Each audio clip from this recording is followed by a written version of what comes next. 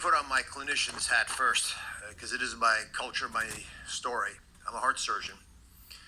And when I hear about this fraud, I think about patients who have trusted us, people who are at their most vulnerable time looking for the protection of our services. And too often these criminal entities have tried to pierce that trust. When you walk into the Health and Human Services building not far from here, there's a quote from Hubert Humphrey, from whom the building is named, and it says, "It is the moral obligation of government," that's what we're doing here today, it's the moral obligation of government to protect those who are at the dawn of their life, our children, those at the twilight of their life, our seniors, and those living in the shadows, folks who are having trouble, like the substance use disorder mentioned a second ago by Juliet. I want to applaud all the agencies that collaborated today, because when President Trump signed the executive order on fraud, waste, and abuse, a pledge to crush this reality, this is exactly what he had in mind. At Health and Human Services, under leadership of Secretary Kennedy, we have strived to break down barriers and silos in every way possible. What you're witnessing on stage today is exactly that. The American government at its best. At its best. Making sure all of us work together for the same common purpose. In this case, especially, expressly to protect those who are most vulnerable. Because all great societies are judged by how they take care of those who are vulnerable, and we are great people. We will do that. So to the OIG, the DOJ, who's hosting us, the FBI, DEA, and other agencies that are engaged. And let me ask Kim standing in the back. Kim Grant runs, Chief Operating Officer and Deputy Administrator at CMS. She runs the fraud unit, and I'll speak about some of the work she and her team have been doing in my comments today. It is, and you'll hear this said by all of us, and we should, the largest Department of Justice healthcare fraud takedown in history.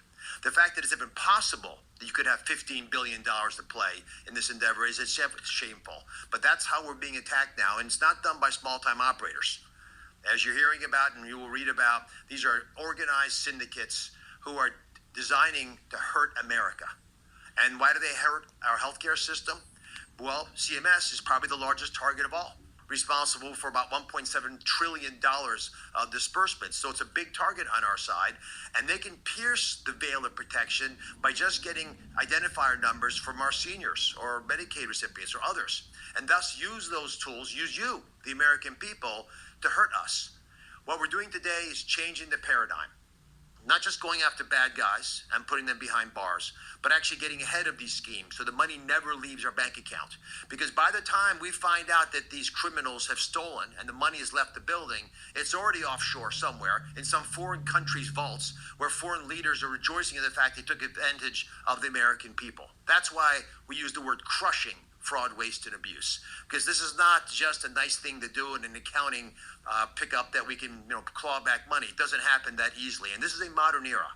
There are modern tools being used to attack us, and we need even more modern ways, including AI, which I'll speak about in a second, to take them down. The oversight has to be unrelenting. We can never let our guard down. While we're sitting in here right now, there's hundreds of thousands, probably millions of efforts being made to hack into CMS and our system, and we have systems designed to prevent that, to make sure the people who need us the most will find that we're there to protect them. The CMS Fraud War Room that I want to announce that Kim is going to lead is an effort as an example of this. It's prevented most of the fraudulent efforts to take money out of our agency. So most of the money never left the door. So most of the money was never stolen, even though we know you were trying to do it. And when I speak to you, when the president signed that executive order, he put a bunch of sheriffs, new sheriffs in town. And that's what you're looking at on stage today, and many others like us who are not going to tolerate this anymore. We're stopping stolen taxpayer money from leaving the door, stopping it in its tracks. Just when I was leaving the room today, the offices today, I was hearing about over $100 million that we've stopped from leaving the agency just in the past few weeks. There are 27 providers that are under active prepayment review, which means we're not going to pay their money until we verify that they're actually doing their jobs correctly. There's examples from telemed schemes in Florida with clinics billing for activities that they're not really, we don't believe, providing. There's a cardiology provider, and please help me understand this, who's providing cardiology services in person in Georgia and Nevada at the same time on the same day. Unless teleporting is being made feasible, not possible, but it happens. The audacity to think you could get away with this highlights the fact that folks believe they could have taken advantage of the agency in the past. We're going to make sure it doesn't happen again. There are mental health clinics, listen carefully, mental health clinics providing skin substitute placement on their patients. Again, you're dealing with ulcers in a mental health clinic. These services are provided by an anesthesiologist. Improbable. Money's not leaving the building.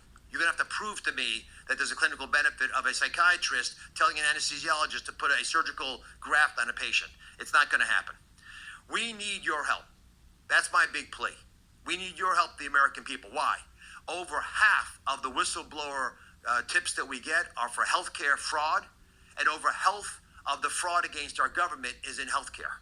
So we need your help, both to protect your own important information. Don't give it away because con artists come to your door and try to get it, but give us tips. You're going to hear all of us share opportunities that we have, but it only happens in healthcare because we know we have allies, the American people. We provide care to 68 million Medicare beneficiaries, 80 million Americans are on Medicaid or CHIP. There's another 20 million on the exchanges. There are a lot of people that will come to help us. So write this down, 1-800-HHS-TIPS.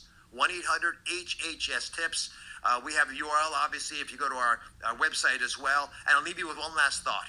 In addition to the massive fraud, especially from foreign entities trying to invade America using their financial tools and criminal mindsets, we also have 25% of all of our money being spent, probably subject to abuse. And that's not fraud.